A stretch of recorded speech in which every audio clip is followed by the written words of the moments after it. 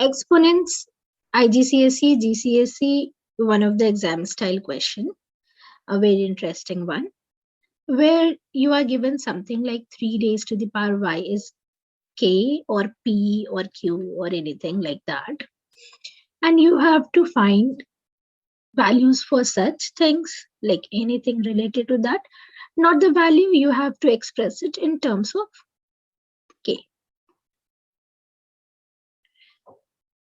Means they will give you 3 raised to the power y is k, something like that.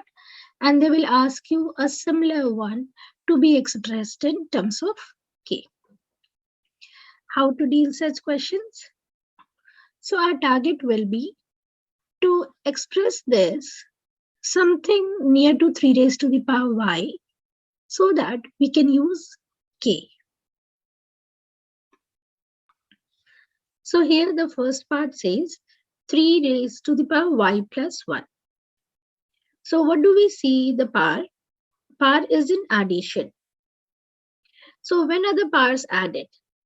You know, we have a raised to the power m times a raised to the power n gives us a raised to the power m plus n. Means powers are added when we have same base and they are to be multiplied. So here we have y plus 1. That means it should be written as 3 raised to the power y times 3 raised to the power 1. That dot denotes time only. So now as soon as you configure how to write it in this form, it's almost done. Because 3 raised to the power 1 is 3 anyway. And 3 raised to the power y is our k. So it's 3 raised to the power 1 times 3 raised to the power y. And our final answer will be 3k. Easy. Same way, let's try few more. So here we have 3 raised to the power y minus 1. So we know this negative comes when they are in division. So it can be rewritten as 3 raised to the power y over 3 raised to the power 1. Now replace 3 raised to the power y by k and over 3. So that will be your answer. Now the next one, 3 raised to the power 2y plus 3. So first addition you separate 3 raised to the power 2y times 3 raised to the power 3. Now when our powers multiplied, like it's 2y, no? 2 times y. So when we have a raised to the power m whole power n, we multiply these two powers and we get a raised to the power mn. Here what we have is a raised to the power 2y, which can be written as a raised to the power y whole power 2. Means 3 is there instead of a, 3 is there. So we have 3 raised to the power 2y, which can be written as 3 raised to the power y whole square. Now this can also be written as 3 square whole to the power of y, but we are not considering this way. Why? Because what we need is 3 raised to the power y, which can be substituted with k. So now let's rewrite this as 3 raised to the power y whole square times 3 raised to the power cube can be written as 27. 3 times 3 times 3. And now 3 raised to the power y is k. So that becomes k square. And this is 27. So our final answer will be 27k square. Now let's move to the next one. So here we have 1 over 3 raised to the power y plus 1. See, either we can bring 3 up or we can keep 3 down only. That maybe you can give it a thought. Or both way it will work. So what I think is if we will bring 3 up, the sign of the power will change. Okay. What do we know? That a raised to the power m, when a goes in denominator, it becomes negative m. Okay. Or I have 1 over a whole power m. If I bring a to the numerator, it becomes negative m. So if I bring 3 to the numerator, it will become negative y negative 1. Now we don't want negative y because what we have is 3 raised to the power y.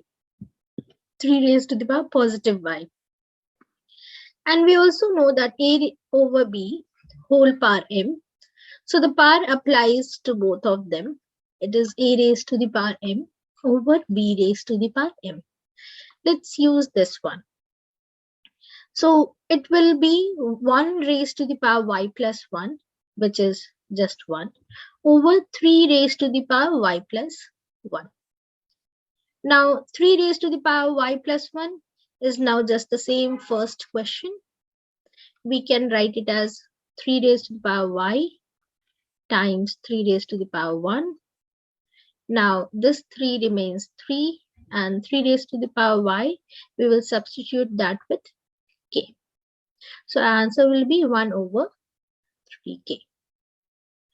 Now the next one, where the base appears to be 9.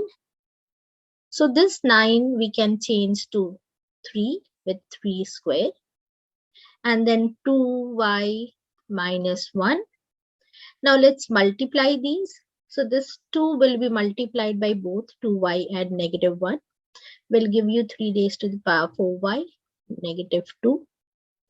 Now as this is in subtraction, so we'll use 3 raised to the power 4y over 3 square, as it was here in the second question. When the power was in subtraction, we used this thing, a raised to the power, like let me write here, a m minus n is a raised to the power m over a raised to the power n. So now this is okay. Now we have got 3 raised to the power 4y. Now 3 raised to the 4y, you think how can we do? So we had a question with 3 raised to the power 2y. What we did to it? We wrote 3 raised to the power y whole square. Same way, 3 raised to the power 4y, you'll write as 3 raised to the power y whole to the power 4 over 3 square is 9. Now inside 3 raised to the power y is k, then raised to the power 4 over 9. And this is your answer. Moving to the last one, 27 raised to the power negative y. Now 27 can be expressed in the form of 3, in the base of 3. So I can write it as 3 cube and then negative y. So we can use this thing like how to convert negative power to positive power by sending them to numerator denominator thing. So here what we have is 3 raised to the power negative 3y. What we are doing is multiplying this 3 and this negative y. So on multiplying 3 and negative y, we get 3 raised to the power negative 3y. Now you can write it as 1 over 3 raised to the power 3y. You are changing it to positive by sending it in the denominator. Now again, we have got something as 3 raised to the power 3y as we had in this question, 3 raised to the power 2y or 3 raised to the power 4y. Same way, 3 raised to the power 3y. So we are going to apply the same thing.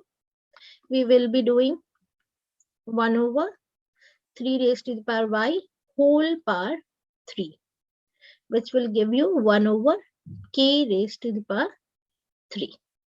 And that will be your answer.